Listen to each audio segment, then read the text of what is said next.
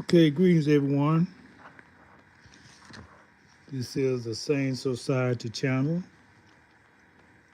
We're going to continue reading from this book, The Sane Society.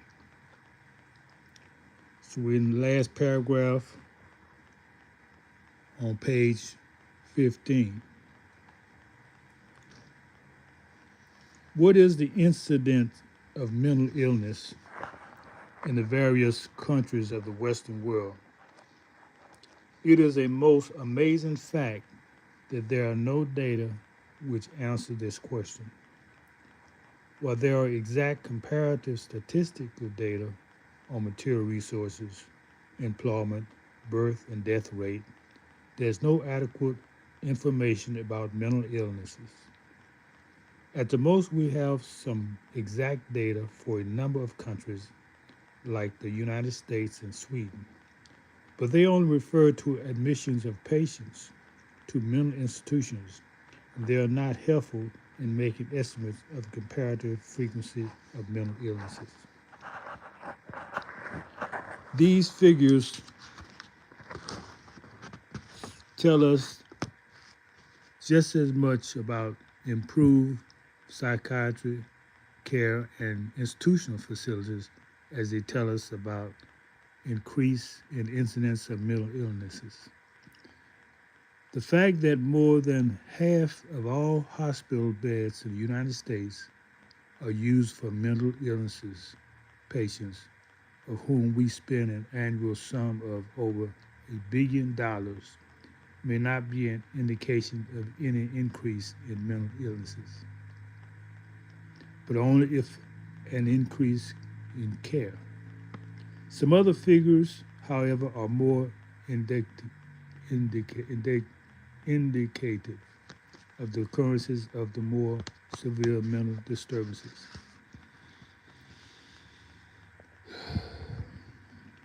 I'm doing the best I can, y'all. Put up with me because I don't go back and change anything. I'm live. You got to accept my mistakes that come with being live. We're not sugarcoating anything. We're not trying to make it errorless free. There are going to be errors. So if you don't want to hear the errors, you don't want to hear the book. If you want to, without errors, then maybe you want to do it yourself. I'm just being humorous. Okay, let's continue. If 17.7% of all relations of all rejections of draftees in the last war were for reasons of mental illnesses, this fact certainly bespeaks a high degree of mental disturbances, even if we have no comparative figure referring to the past or to other countries. Okay, let me pause for a minute for those who missed the first reading. This is the second reading. This book was copywritten in 1955. And Eric Fromm is a psychologist who moved to America after the Second World War. Teaching at university, got quite a few books out. Quite a few books that addresses the problems of the human condition. Okay, let's continue. The only comparative data that we can give us a rough estimate of mental health are those suicides, homicides, and alcoholism. No doubt the problem of suicide is a most complex one, and no single fact can be assumed to be the cause. But even without entering at this point into a discussion of suicide, I consider it a safe assumption that a high suicide rate in a given population is expressive of a lack of mental stability and mental health. That It is not a consequence of material poverty, is clearly evident by all figures. The poorest countries have the lowest incidence of suicides, and the increasing material prosperity in Europe was accompanied by an increasing number of suicides. As to alcoholism, there is no doubt that it, too, is a symptom of mental and emotional instability. The motives for homicide are probably less indicative of pathology than those for suicide. However, though countries with a high homicide rate show a low suicide rate, their combined rate brings us to an interesting conclusion. If we classify both homicide and suicide as destructive acts, our table demonstrates that this combined rate is not constant but fluctuating between the extremes of 35.76 and 4.24. I think that would be percentage. This contradicts Freud's assumption of the comparative constant of destructiveness which underlies his theory of the death instinct. It disproves the implication that destructiveness maintains a invariably rate, differing only in direction toward the self of the or the outside world.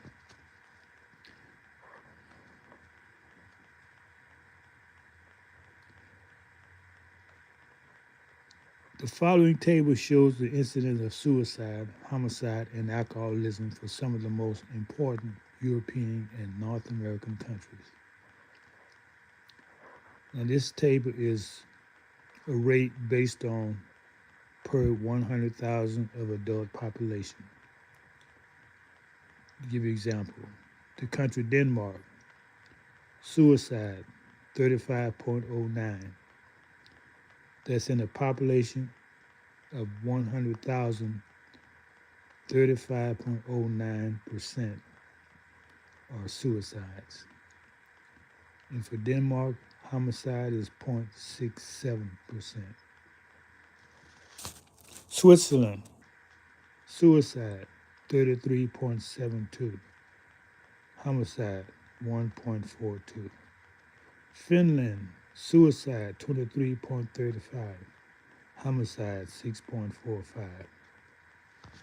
Sweden 19.74, 1.01. United States 15.52, homicide 8.50. France 14.83, homicide 1.53. The first figure I read is suicide. The second figure is the homicide per 100,000 of adult population.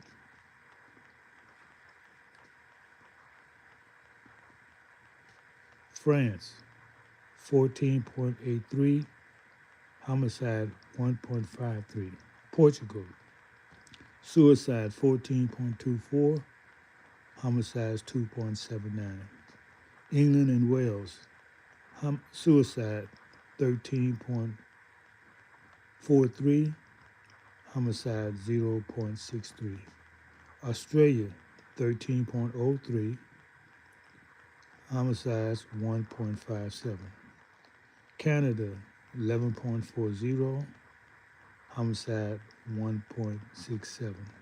Scotland 8.06, homicide 0.52. Norway, suicide 7.84, homicide 0.38. Spain, suicide 7.71, homicide 2.88. Italy, 7.67, homicide 7.38. Northern Ireland, suicides 4.82, homicides 0.13. Ireland, Republic of Ireland, suicide 3.70, homicide, 0.54.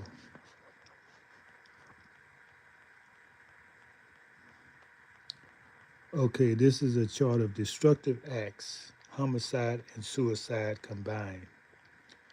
Only two countries, Denmark and Switzerland. Denmark 35.76, Switzerland 35.14.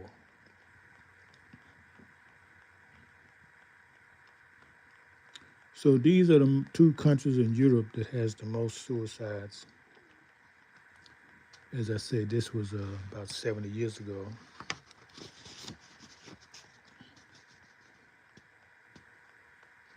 Uh, and we have another chart here that continuation of destructive acts, homicide and suicide combined.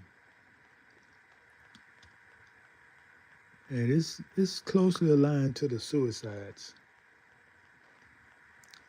Uh, the highest one was, as I said, Denmark and Sweden, and the lowest ones are Northern Ireland and the Irish Republic.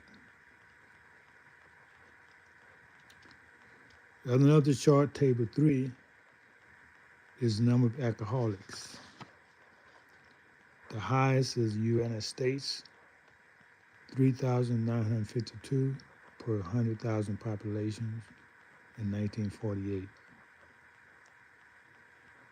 It's be interesting to find out what these statistics are now. So let's continue reading. A quick glance at these tables show a remarkable phenomenon. Denmark, Switzerland, Finland, Sweden, and the United States are the most countries with the highest suicide rates and the highest combined suicide and homicide rates, while Spain, Italy, Northern Ireland, and the Republic of Ireland are those with the lowest suicides and homicide rate. The figures for alcoholism shows that the same countries, the United States, Switzerland, Sweden, and Denmark, which have the highest suicide rates, also have the highest alcoholism rates, with the main difference that the United States are leading in this group and that France has second place instead of the sixth place as it has with regard to suicides. These figures are startling and challenging indeed, even if we should doubt whether the high frequency of suicide alone indicates a lack of mental health in a population.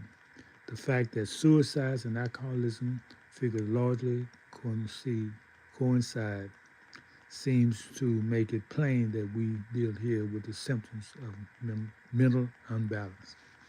We find then that the countries in Europe, which are among the most democratic, peaceful, and prosperous ones, and the United States, the most prosperous country in the world, shows the most severe symptoms of mental disturbances. The aim of the whole socio-economic development of the Western world is that of the materially comfortable life, relatively equal distribution of wealth, stable democracy, and peace. And the very countries which have come close to this aim show the most severe signs of mental unbalance. It is true that these figures in themselves do not prove anything, but at least they are startling. Even before we enter into a more thorough discussion of the whole problems, these data raise a question as to whether there is not something fundamentally wrong with our way of life and with the aim toward which we are striving.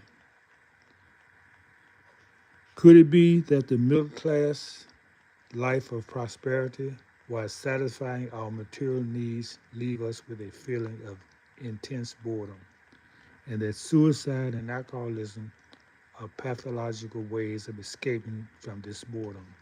Could it be that these figures are a drastic illustration for the truth of the statement that man lives not by bread alone, and that they show that modern civilization fails to satisfy profound needs of man. And what are these needs? We're gonna stop right there and continue next time. Let me know your comments and you want me to continue reading.